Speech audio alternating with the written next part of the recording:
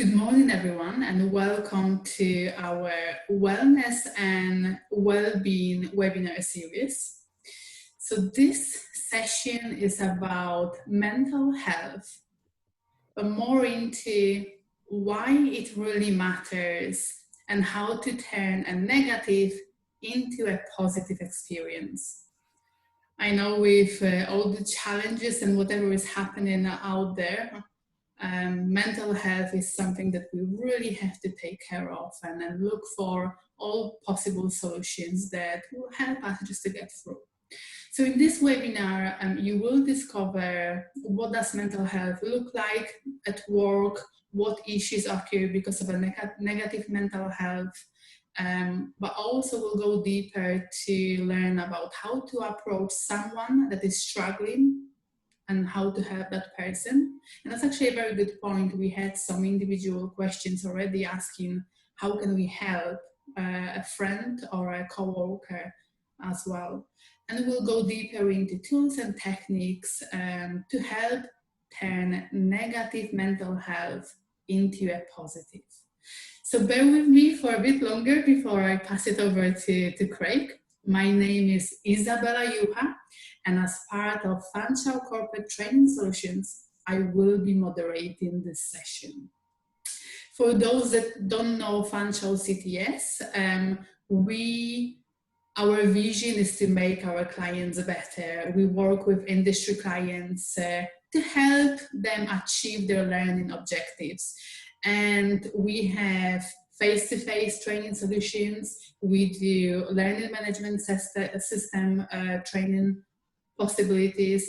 We now are delivering webinars, which I'm very proud of. And next, we also will move into some series of fully interactive virtual training sessions that we proudly call workshops. So stay tuned because there will be more information coming up about it in the future for our social media.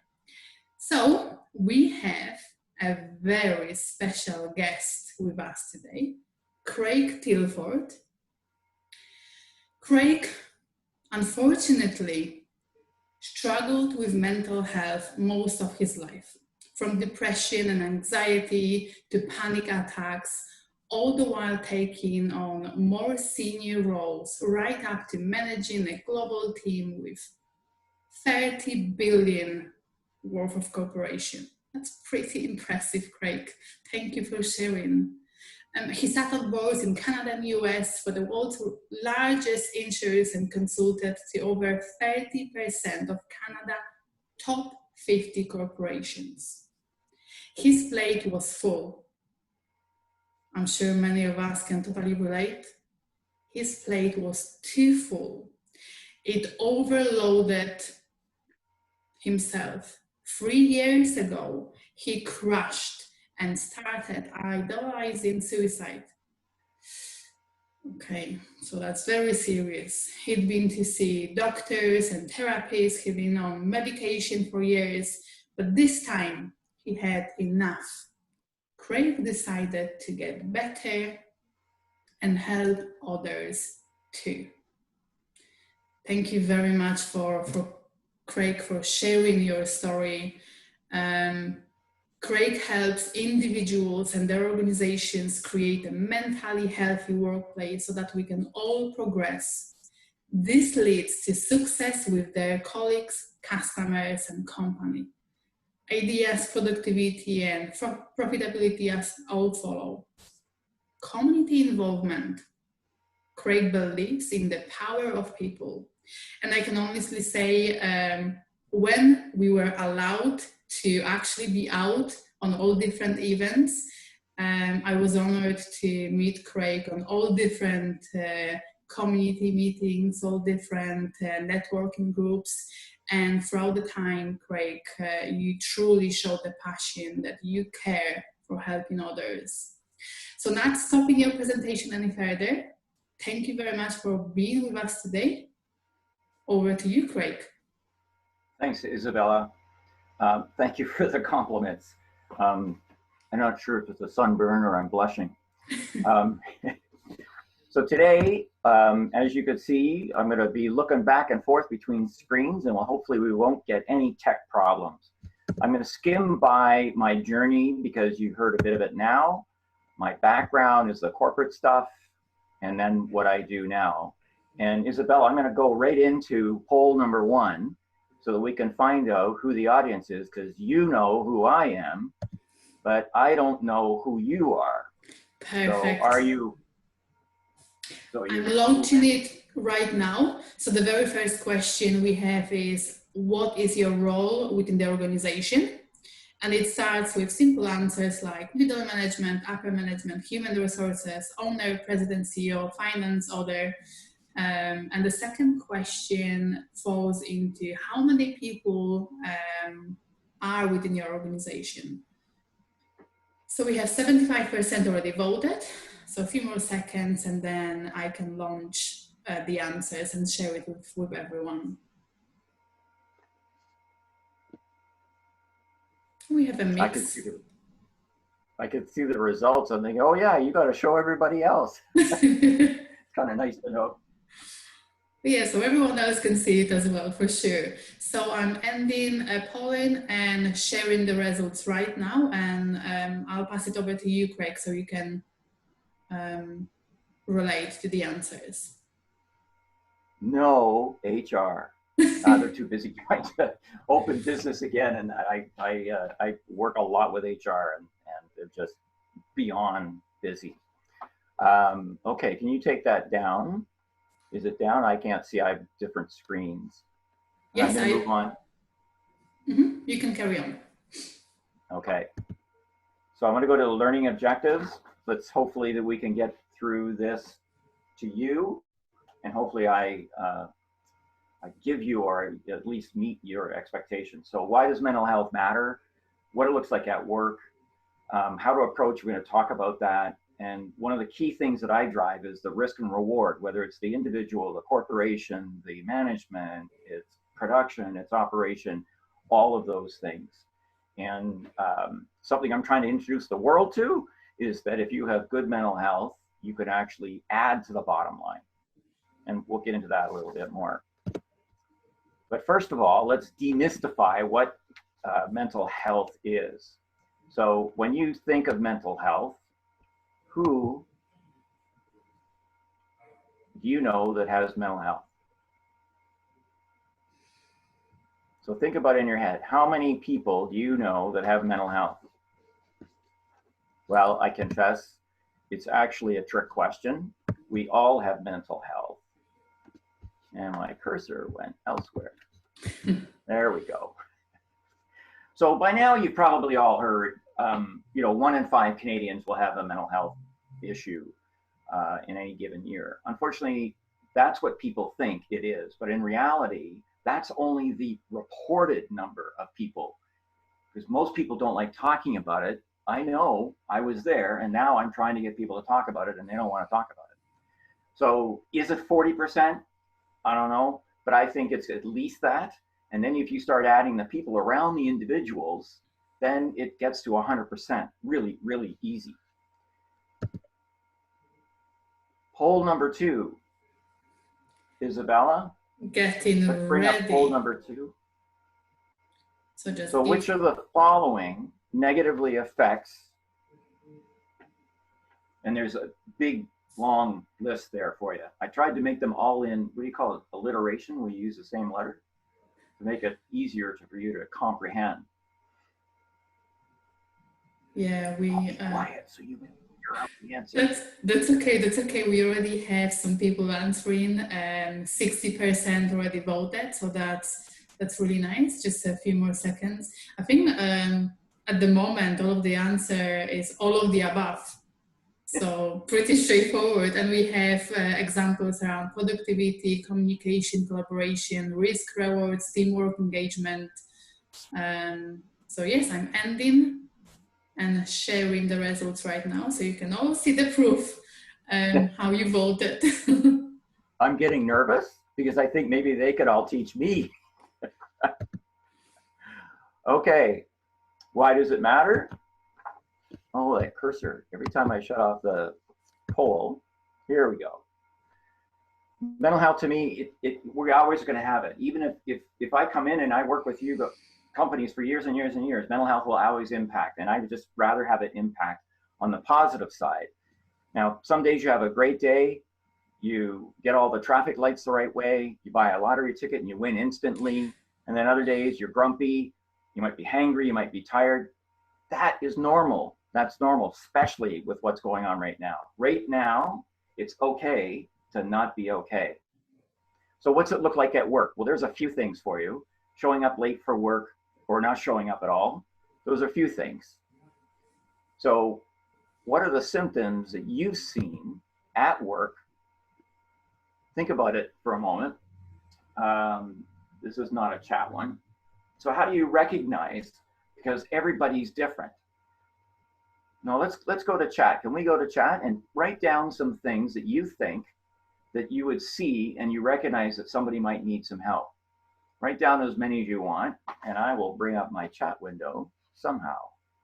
No, that's okay, Craig. I can actually bring the answers for you just in case. It could be difficult.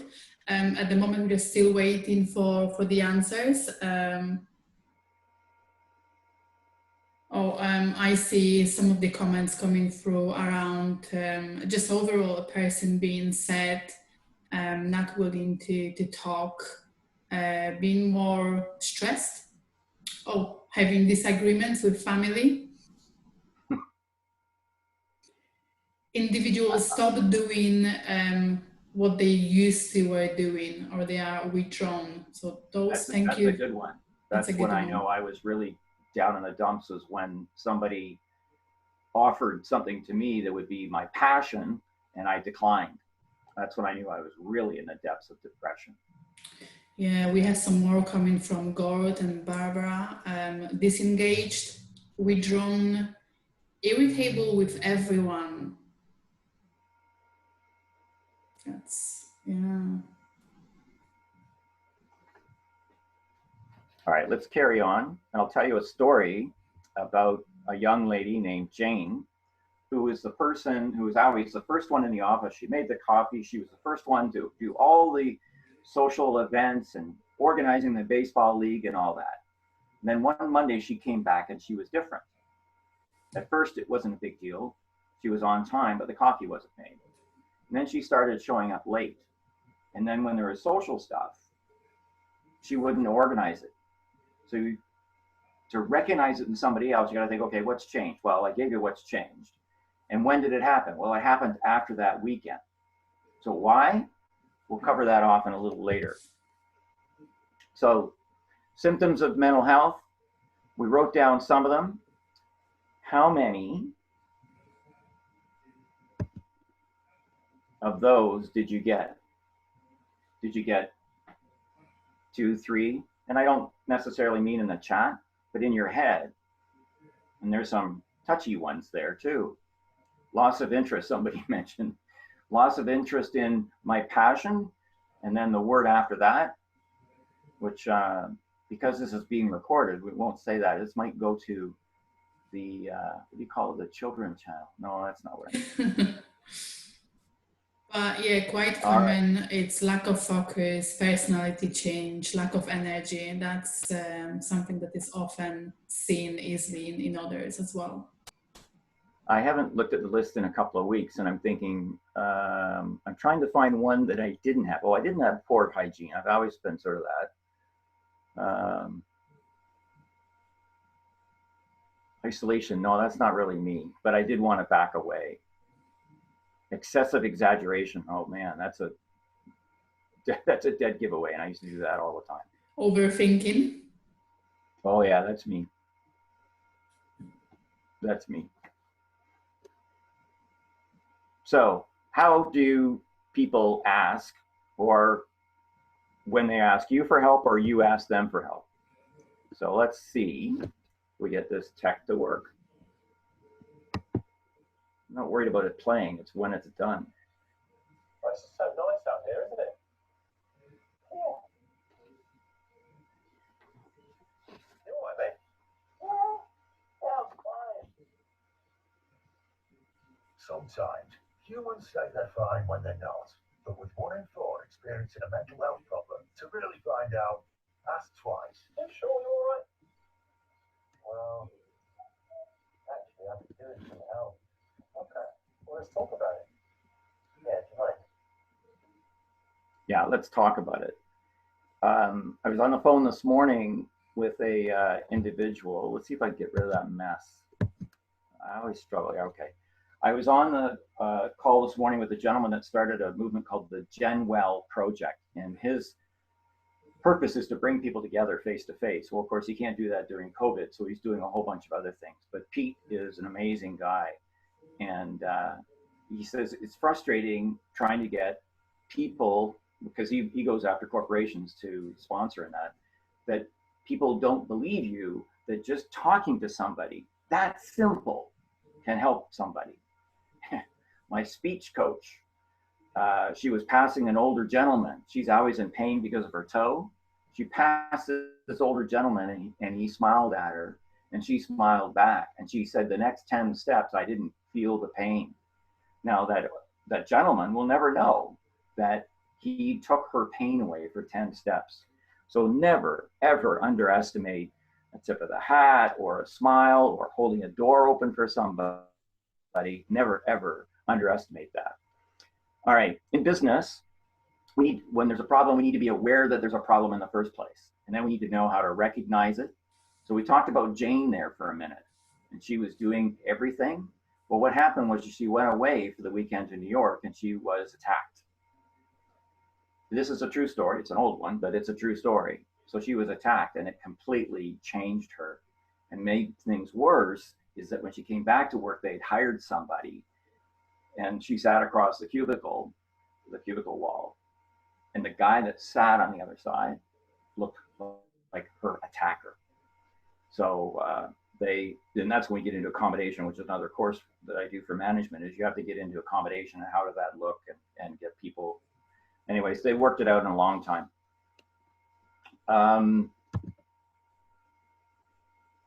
So are you okay? Graham's a great guy out of Australia that I endorse. And that is the mates one. Gosh, I didn't realize, I can't remember if that's the one out of England or if that's Graham out of Australia. But the British and the Australians, as advanced as Canada is, and as poorly as Canada is, we're probably number 3 in the world in terms of advancements with mental health. The US is coming, but they're still a long way. Of course, they're a lot bigger. So, the guy under the lot, sometimes you might have to ask twice if somebody, because you can ask me how I'm going to do, and I go, I'm fine, I'm good.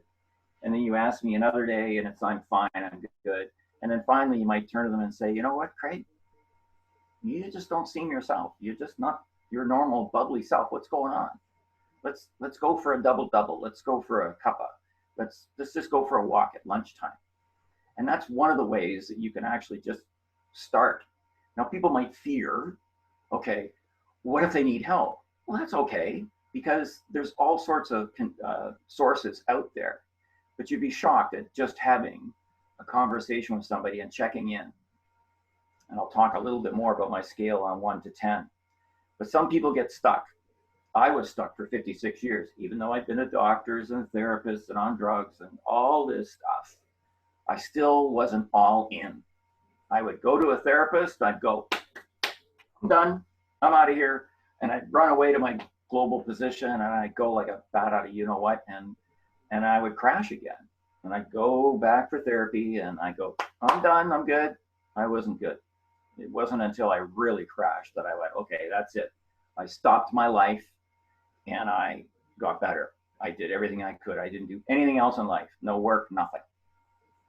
I just thought it's time to get better. So what would you do if you saw somebody struggling? So on the top of your mind, what are some of the things that you think? You could put it in the chat box if you'd like. And how would you help them?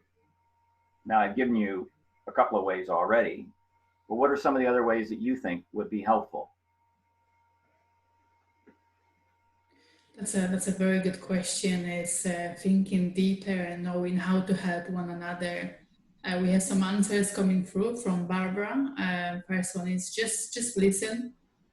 I think listening is very important nowadays, being able to be quiet for a minute and allow other person speaking.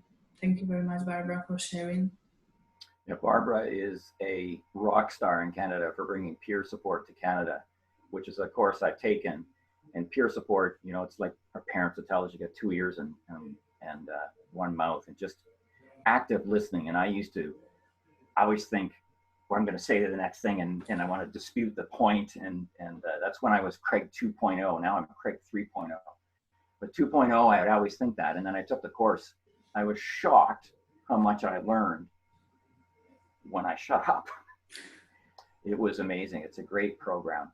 And thankfully, the medical profession is actually adopting it quite a bit. I did some internship at Parkwood.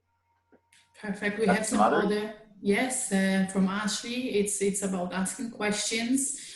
Some others from Gord and Connie. Engage at the basic human level. Approach will vary according to many variables. And the next one is, I tell them I'm concerned and ask, can we talk? That's right. A very nice one. Thank you, Connie. And what goes through all of that is authentic. I mean, just be yourself and be authentic. If you are concerned about them, then just be yourself and be authentic. And that gets me into the next slide. You know, no judgment. Especially when you're in a work environment and somebody is struggling with mental health issues, they're going to be afraid that they're going to probably know that they're not pulling their own weight. They can't focus. They're fighting like hell. When I was Craig 2.0, when I went to bed at night, I'd be out like a light bulb because my brain was so exhausted. Now that I'm better, I have problems getting to sleep now. But back then, it would just be like that. But when you're approaching them, you want to be just authentic, not confrontational, especially if you're their manager or something like that. Use your instincts. You know, you don't get this far into life without having some emotional intelligence and instincts.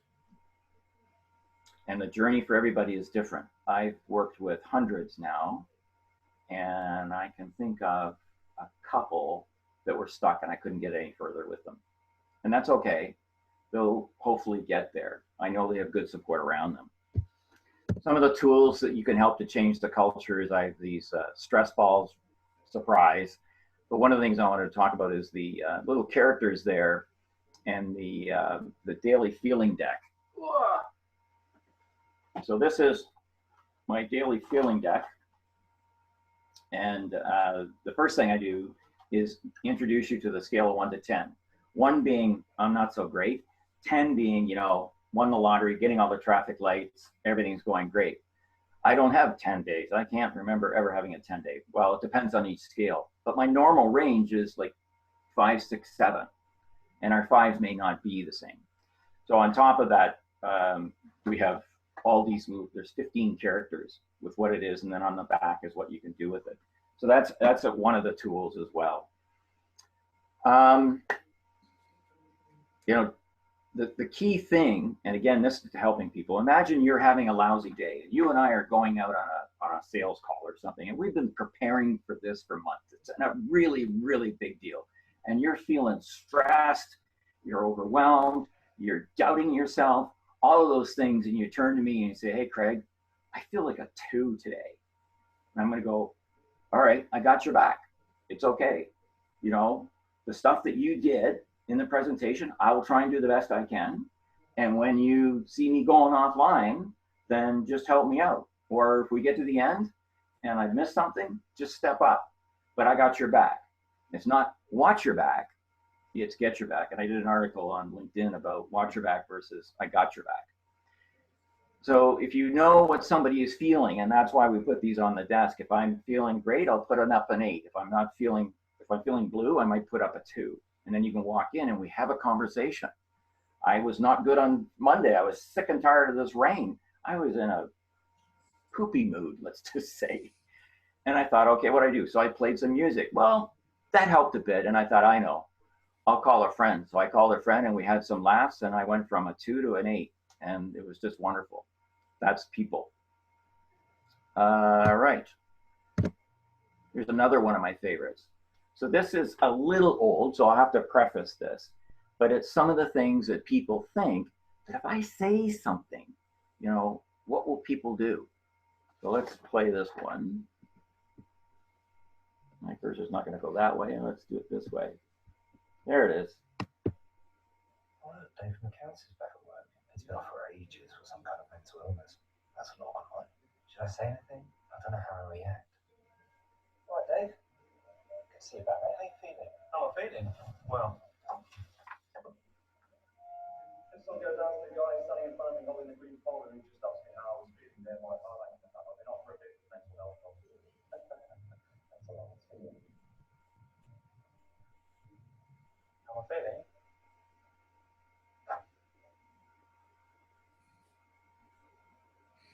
I'm feeling. I'll start with the cinema last.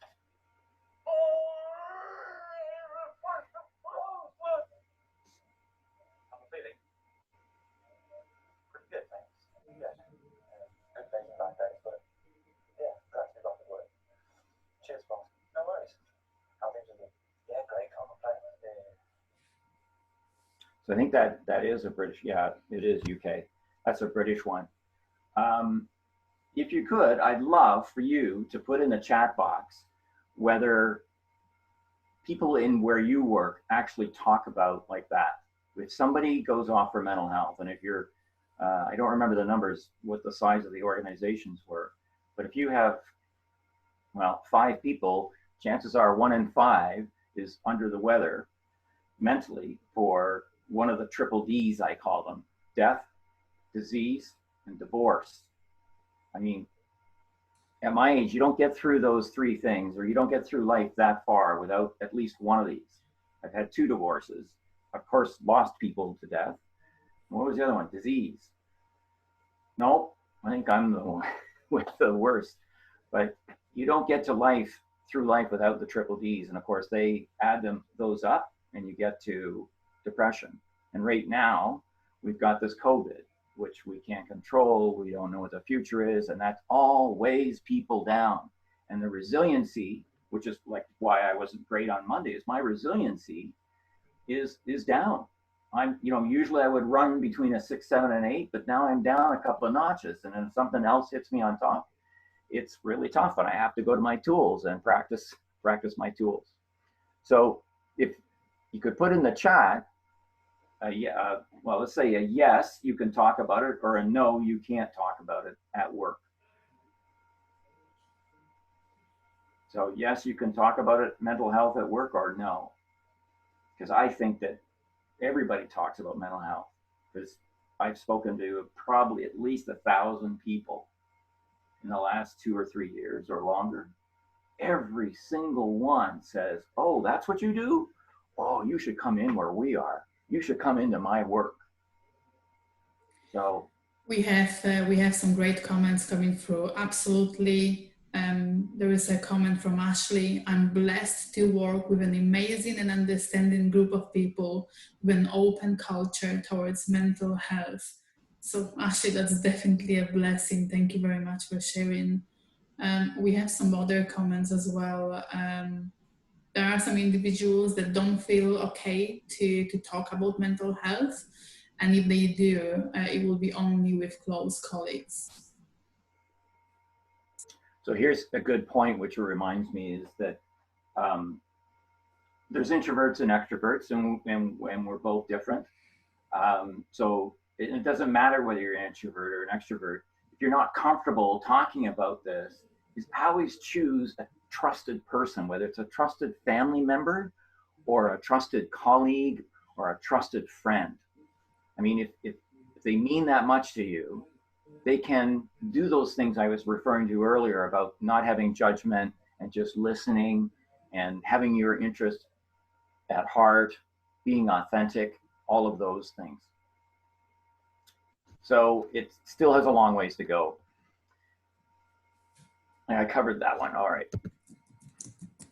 So now we're going to talk about returning to work. And first of all, if it's the individual, and then I'll go through corporations and operation and management.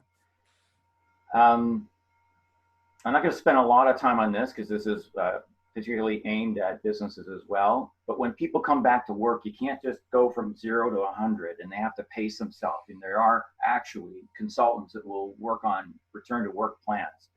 I can give you something simple. I can give you some high level stuff, but I'm not an expert in that area as well. Making accommodations is like that lady from New York, Jane, with the guy on the other side of the thing. So they had to split them up. Checking in, that's part of my calendar, is the number system, is you're checking in with the individual on a daily basis.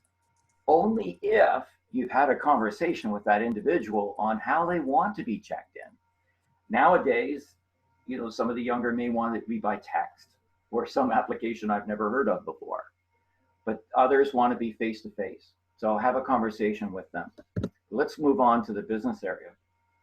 So recognizing somebody, you know, utilizing your instincts. If they're working with you, you probably have some good idea of what they're like. Everybody's different. You know, the introverts might start acting extroverted. An extrovert like me might become reclusive or isolated. But, you know, when you start adding it all up, you'll get there. And again, like as I said earlier, approach from a neutral place, be genuinely authentic and with concern.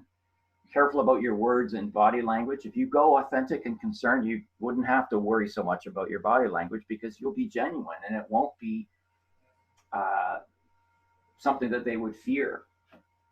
Just remember, these people are struggling, and any threat will not be helpful at all because they're already fearing for their job and many other things. One thing that's really good is if you become vulnerable. If I could go to any corporation and get the CEO or the C-suite to be vulnerable and say, hey, everybody, I got mental health too. And I just I'm in the middle of doing some videos for a company out of Toronto. Turns out I went to high school with him. His brother was killed in an accident, a motorcycle accident, while we were in high school. And he came out in front of his 200 employees on a live thing like this and said, yeah, I've suffered, my family did. He didn't get into details. You don't need to get into details, but all of us have a journey. If somebody said to me, nope, I'm good, either they're stuck like I was, they don't know, or they're full of you know what. With management, yeah, there it is. Management, you know, there are HR policies. So whether you call 911, and that 911 is really all about where they're at. For the most part, I like to get to people before they're nowhere near that, so they don't need to go to the APs, is help give them tools and prevent the stuff so they don't get there. But if they are down, one of the first questions you should ask them is say, okay, are you having any thoughts about hurting yourself? No. Are you having any thoughts about hurting somebody else? No. Okay. You don't need to call 911. Just have a conversation with them. Now, HR may have some other policies. When I worked at TELUS, we started mental health 10 years ago. A major corporation here in Canada that's further east, a good friend of mine had a meltdown and was very serious about suicide. And the HR had no idea what to do. So the management huddled. And the first thing came up was risk avoidance. So they brought the lawyers in, they brought the risk management, which is what I used to do for a living. And they bring all these people in because they had to protect the corporation. And I'm telling people that, you know, take care of the individual in the first place and you won't have to worry about that. Izabela, I thought I saw is there some stuff coming up in the chat? Is there anything I need to answer? Yes, it's not a question, it's actually a very good comment I wanted to share from Megan.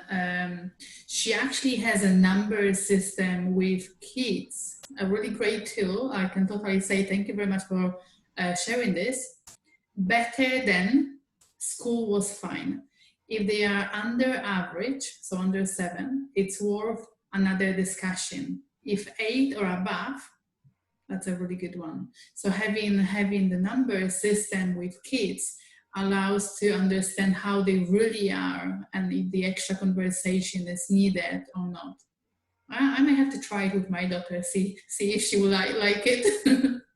Yeah, I think your daughter's in that age bracket. She's in the becoming a teenager. Yes. Yeah. Yeah, so I mean, how many parents would get, how was school? Like, yeah, good, off to the screens or whatever like that. But if you get a number and you know their numbers and you know when you need to look after them and sit down, have a conversation, and otherwise they're good.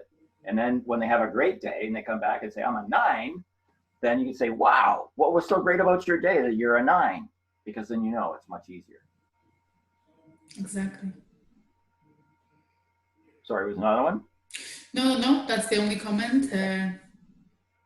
So this just simply a picture of my 1 to 10 scale that I did at a speech one time. If you know those numbers, non-judgmental, be empathetic, be supportive to your coworker. When somebody comes back to work, the poor gentleman that asked his colleague, that old UK one, maybe not the greatest thing. I mean, the first thing he does is he gets his guitar on and all the other stuff. Here's the guy who asked me, highlighting that I'd been away for so long. Maybe not a great thing. I think that's it. Here we go. Some of my favorite things, risk and rewards. I used to be in risk management for 40 years. As I said a minute ago, I started a project in mental health 10 years ago with that global corporation. And it was all about risk and legal procedures and processes. And that's not really the greatest way to help the people. Here are some facts. They're on my website. Is that for every $1 you put into a mental health initiative, these are Canadian stats, for every $1 you put in, you get $2 back. Now, I have a message to call my financial advisor back now. If he could double my money every year, maybe I wouldn't be talking to you. But there's more. The reality is that it's not just 2 times. In Canada, depending on the role and where you are, it can be 2 to 12 times. I don't even have that many fingers. So invest in it, because it's just, and then, you get these people in a great mood, and who knows, they might cure cancer, world peace, or the COVID. I don't know. But the people are good. They collaborate, they talk, they have ideas, they like coming to work. It's much better when people are better. So what are the risks? You can read them. I don't need to read them to you. The only one that I'll point out is presenteeism. Not everybody knows what that one is yet. Absenteeism is that I'm not showing up physically. I'm not at work. I keep calling in and say, I got a headache today. I did this, I did that, so on and so forth. I'm not coming in. Presenteeism is when I show up physically, but not necessarily mentally 100%. Another stat for you. Morneau Chappelle, which has the largest market share of employee assistance plans, or EAPs, did a study in 2018, and they found out of the thousands of respondents that almost 70% of the respondents said they can't maintain their optimal performance for more than 70% of the day. So there's 30% in any given day where almost 70% of the people can't get there. So if you're in management, the CEO or leader, or you lead a team, can you imagine getting 1 more %? 2, 3, 5? Imagine what that'd be to your bottom line. Now we get into the money. The money. So I'll approach a company and say, geez, Craig, we got all these things, and we just can't afford anymore. And I say, well, you are paying for mental health already. Get your benefits person to split out your drug plan. And I bet you over 50% of the drugs you're paying for mental health. That'll be in your benefits, your employee assistance plan. There's stats on that as well. And I think after this call, Megan will correct me, but I think it's like 80% of EAP is for the short-term disability is for mental health issues. I mentioned already ideas and collaboration. If they're not good, they're not getting along, there's the absenteeism, presenteeism. So Izabela, I'm going to go to the next poll. The next poll number 3, is how much does recruitment and retention cost your company? So we're talking turnover. You got to hire somebody, or Craig's not showing up. So now who's going to do Craig's job? Well, I might need to hire somebody, and then I got to bring them online, and I have to onboard them. And oh man, onboarding. I've worked in many large corporations and nobody's got onboarding right. So we have some answers coming through. The majority would say the highest number that you've shared, more than 5%. Now we have 50-50, not sure, more than 5%. So we're waiting for a few more votes. Yeah, retention and recruitment is definitely one of the biggest costs when it comes to human resources and operation itself. When I used to hire people, the HR would always tell me that, you know, you take the salary and take a third of it and add that on top, because that would be for the benefits and all that stuff. And I'm thinking, wow, 1/3 of their base salary is all the benefits. And when it comes to EAP, now the stats might be a couple of years old, but of all the Canadians that have an EAP, an employee assistance plan, only 6% on average use it. So you're paying for 94% year after year after year. And my rant about EAPs is that it's very difficult for people, A, to know that they're sick enough that they need something, to admit it to themselves, admit it to somebody else, know where the EAP is, and then, I'm stealing this from Megan again, picking up that 800-pound phone to say, I need help. And then, of course, the way the EAP industry is going is that the benefits get shorter and shorter and shorter. All right, let's shut this down. And remember, Craig, you're going to lose your cursor. So, yeah, a lot of people, it's more than 5%. I should put a bigger number up there. Poll number 4, Izabela, can you bring poll number 4 up, please? I can, but Craig, we are still on the slide from poll number 3, just in case. Okay. Hold your horses, Craig. So I'm launching the next question. What percentage of your bottom line do you think is impacted by mental health? And we have some pretty good numbers here, up to 10%, 15, 20, up to 1/3. Oh, we even have some answers more than 1/3. That's pretty. So the question before, and I'm sorry for the subtleness, but the question before was really just about payroll and recruitment and retention. Now I'm talking about the bigger scale, your absolute bottom line. How much of your bottom line, your sales in, expenses out, etc., is affected by mental health? And even if I see one individual, even if it's just 10%, would you love another 10% on top of what you're getting now? Okay, so we are 50% into voting. Just a couple more seconds and I will release. I will share the results right now so you can see it, Craig, over there. Yeah. So from 20% and up, there's only one person at 10% and everybody is 20% or up. Okay, thank you. I'm going to take that to my next sales pitch. Wow. If I could give you back half of that 20% or half of the 1/3, it would be more than what my fees will be. All right, so did I get poll 3 off? Oh, I know, I got to get rid of the poll. Thank you, Craig. That's poll 4. Now, the rewards. 4 really kind of important areas. So let's talk about the people. You know, there's so many things I've already mentioned, you know, happy, loyal, fulfillment. The people that have mental health issues and they come back, return to work, and you do it the right way so they come back, you will not find a more loyal employee. They just, it's the stats are there. I can show you that stats. If you want to know, just reach out to me. But think about the things with people that you can't measure. I mean, I poked fun at world peace and COVID, not the virus, COVID inoculation. I can't, vaccine, that's what I'm trying to think of. Imagine common cold. Yeah, that was another one I said. You know, can imagine if somebody solved that. Okay, from an operations point of view, things just go better, right? There's less accidents. I come from risk management. We have these things called near misses.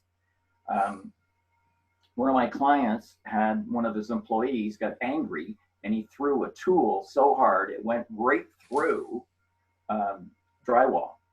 Now, if somebody had been walking down that hallway at that time, at that light, he said it could have just killed somebody.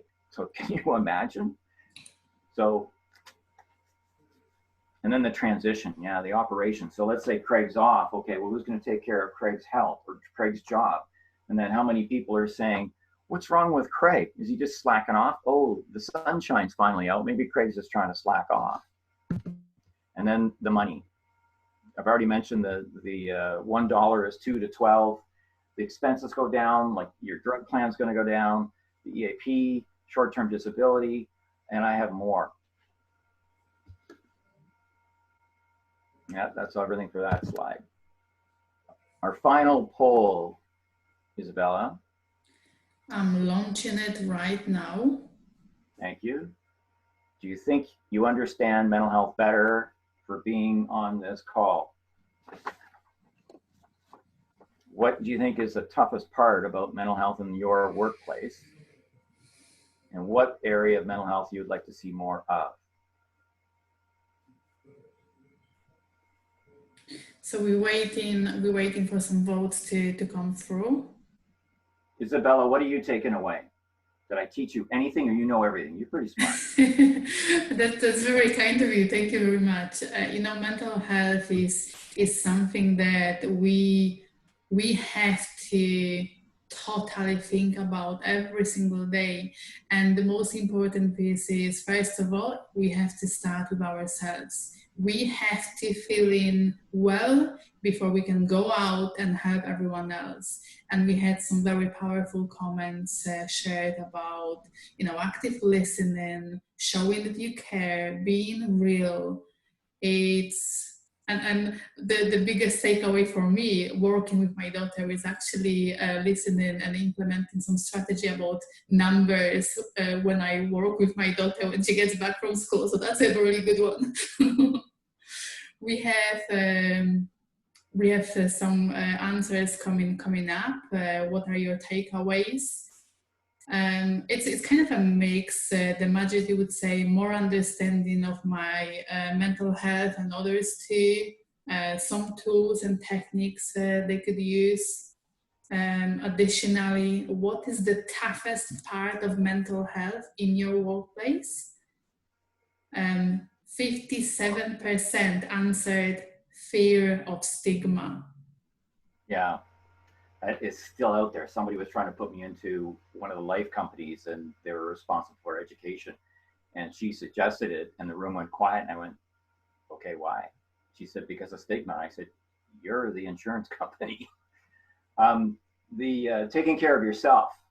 So there's a thing that everybody must hear about now. It's called self-care, and there's a lot of stuff out there. Everything I've seen is good, but one of the 5 things that I always preach about are the 5 things we learned in kindergarten: food, water, sleep, play nice with others, which to me is exercise, and socialize. The right food, the right amount of water. How's our time? Yeah, so when we grew up, or when I grew up, it was always 8 times 8, 8 glasses of 8 ounces. Now there's a new one, which is about weight. So you take your weight, divide it in half, you drink that in ounces. So if I'm 180 pounds, I wish, and if I divide it in half, that's 90. So I have to drink at least 90 ounces of water. Exercise, I'm not, that socialize is really key right now, especially people that are alone, especially people that are elderly, that don't understand what's going on, especially the little ones. You go down the street. I was going down a path the other day, and this little girl was in front of the family, and now she stopped, frozen. And she looked back at her dad, and I was walking down the thing. And I got to give it to the parents, she was maybe 3, but they need to understand some stuff as well. How are we doing here? So I've already shared and actually ended the polling question. The last one that had a high percentage was the question about what area of mental health would you like to see more of? And over 70% mentioned that they would like to see more of depression and anxiety. I think this is something that people are finally feeling, unfortunately, feeling more and more of, not knowing what the future will bring. So the World Health Organization, or we often call it WHO, especially they're busy now with COVID, but I'm not sure if it was 2030. I think 2030, they said it's depression will be the #1 killer of anything on the planet. It's up there now. I kind of pressed. I don't remember if it's in the top 5. I think it is. Might be in the top 3. Which brings me to Canada. Let's talk about Canada. We see car crashes all the time. Fortunately, people don't always die in those car crashes. We're down to 2,500 people in Canada on average every year. I used to do, well, I still do high performance driver training, and it used to be 3,500 Canadians would die every year on the road. Why is Craig talking about driving? Because guess what the number is for suicide? 4,000, which works out to almost a person every 2 hours in Canada on average takes their life. So staggering. And people will say to me, well, I didn't know. Well, some people it's tough. I get it. But if you are doing active listening and you're checking in, you're going to reduce that dramatically. All right. I am going to take this down. Do I take that down?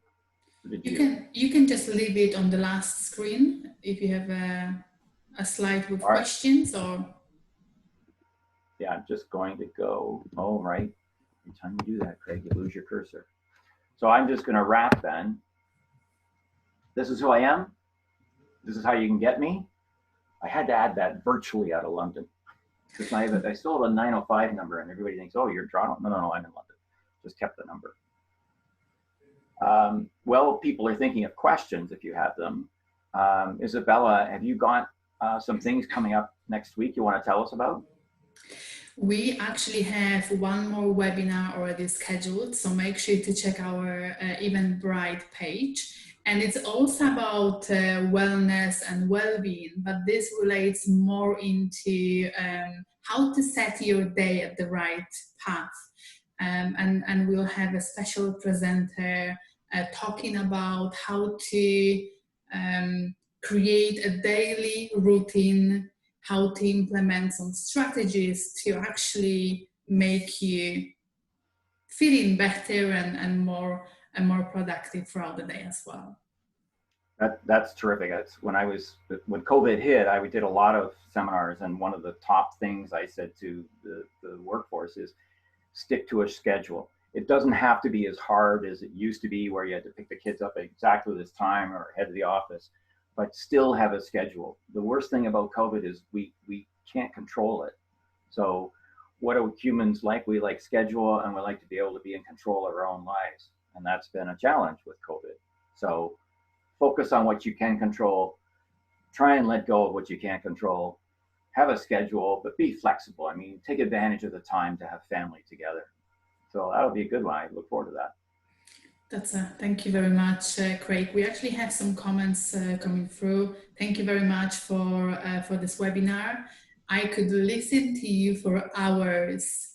It was one of the best sessions that I recently attended. So that's need their email. I gotta send them money.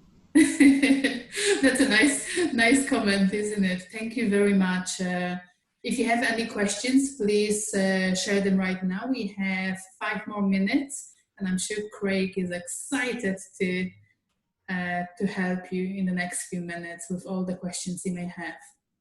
There was something, I don't know that it was in my bio. I think it's in my bio, but I mean, I suffered for over 50 years. Well, 50 years. And I mean, I always say, I wish I knew back then, because then is there, back then what I know now. And I suffered for years, and it's like incomprehensible how many hours and 2 marriages and a whole bunch of other stuff. And if I'd known then, you know, just the tools that I try and preach. So the way I feel now is that we don't need to live like Craig did.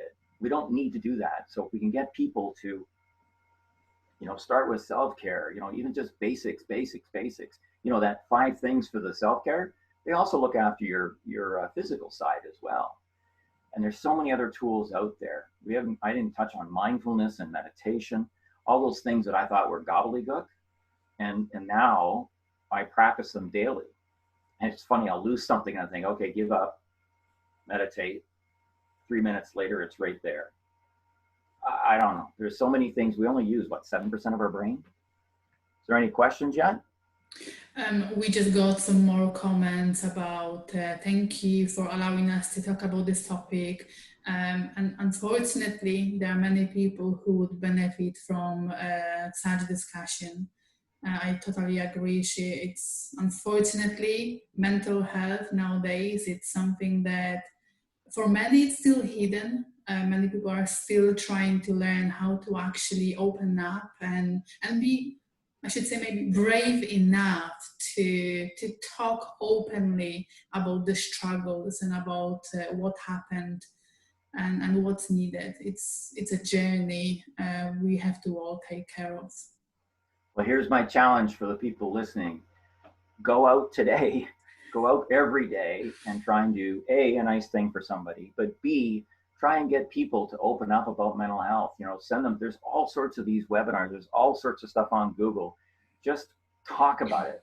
Talk about it with your best friend to start with, or your 16-year-old daughter.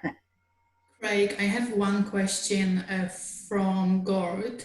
From the organizational practices and policies point of view, how can they actually create mental health? How they can actually create mental health issues? Organizational practices, organizational practices and policies, how they can actually create mental health issues. I think what Gord's asking is how, from a policy and procedure point of view in a corporation, is how can you implement mental health? That's a very long conversation. I mean, the mental health is both complicated and really easy. The really easy part is just talking, you know, being aware, active listening, and that getting into something deeper. I would need to understand what the culture is in the organization. If you want to talk about changing the culture, that's something I can do as well. I spoke to a couple of hundred HR people in Hamilton or something, and they wanted to know how to change the culture. Well, I'm thinking I got an hour to speak and I've got a presentation, and now you ask that question, you know, reach out to me and we can have a conversation. I don't profess to have all the answers. When I was in big corporate, mental health wasn't anything. Even when I was with that company 10 years ago, that's why I was involved, is that they didn't know what to do. So it's kind of hard to answer that in a question like this. But please, Gord, reach out to me. I'd be happy to talk. We have a last very nice comment from Barbara. Anything in relation to mental health, it starts with smiling at people and talking to people, because this is so important. Yeah. Okay, it's 2:00, so it's we are at the end of our webinar session. Thank you very much for being with us today, Craig. It was an absolute honor. You totally killed the session, totally. So I will share the recording with everyone later this week. Please be aware that we will have some other webinars coming up, so you can stay tuned, and if there is something that relates to your interest, you can either reach out to me directly or to Fanshawe CTS through cts@fanshawec.ca. Thank you very much for bringing this up, Craig. And together, I can only say, you know, what was there yesterday may not be tomorrow. So the new normal will totally be different. And mental health, it seems, especially looking at your polling answers, anxiety, depression, fear, unknown, it's something that we are all impacted by. So if we can maybe practice a bit of active listening, gratitude, willing to support one another, it's going to make a big difference. Yeah. So go spread the word. Thank you very much. Have a beautiful day, and to the next one. Bye bye. Bye.